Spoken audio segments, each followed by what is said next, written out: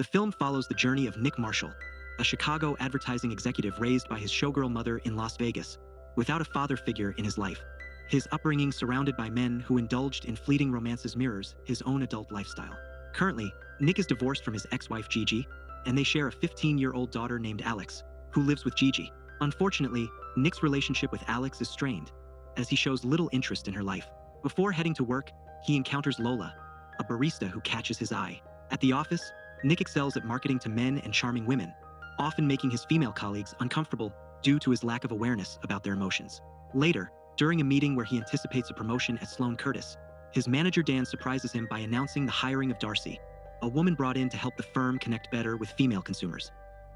After work, Nick attends Gigi's wedding, where she informs him that she will be on her honeymoon with her new husband Ted for 2 weeks and plans to leave Alex in his care. She also mentions that Alex has started dating someone. Upon hearing this, Nick is not in favor of his daughter dating anyone.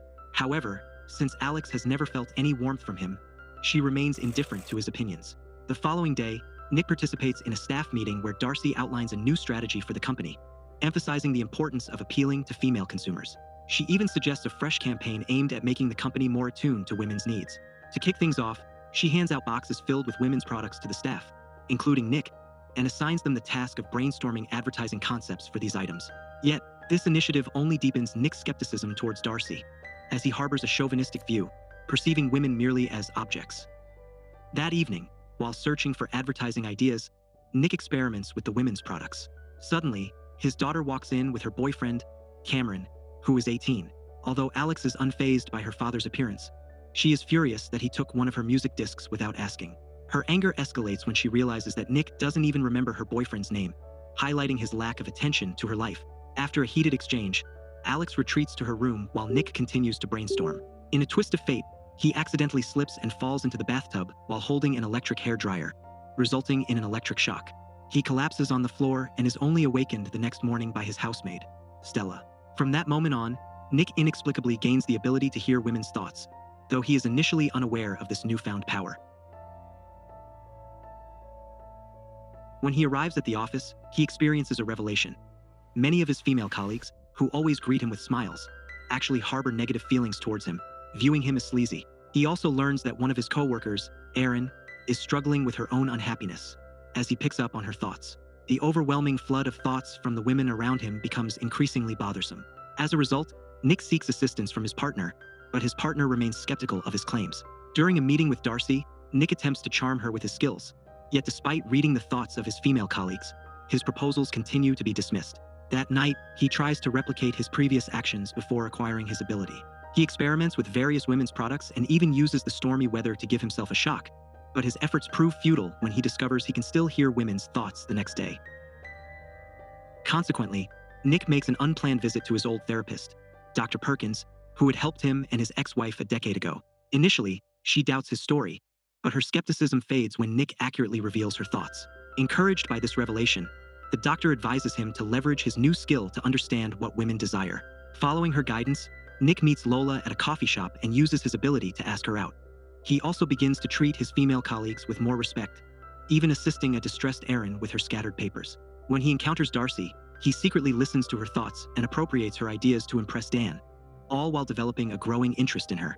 Nick heads home, only to stumble upon Alex chatting with her friends about their upcoming prom night. In an effort to mend things, he suggests they go shopping for a prom dress together soon.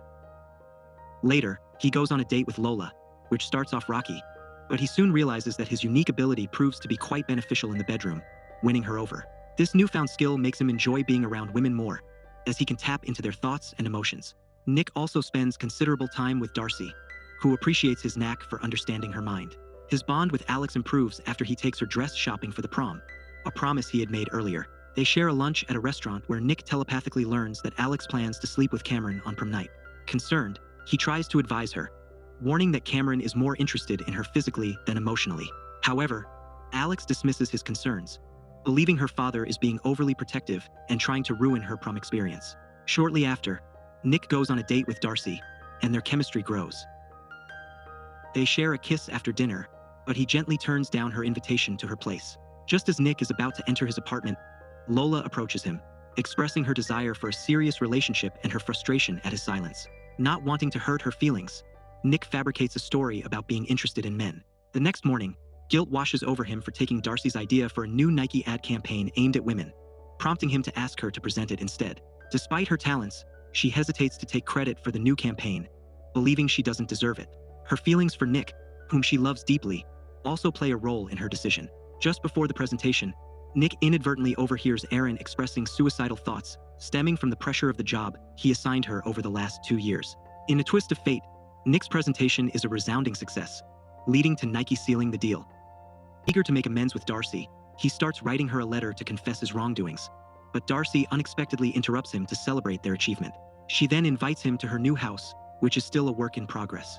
They spend the evening chatting and dancing together.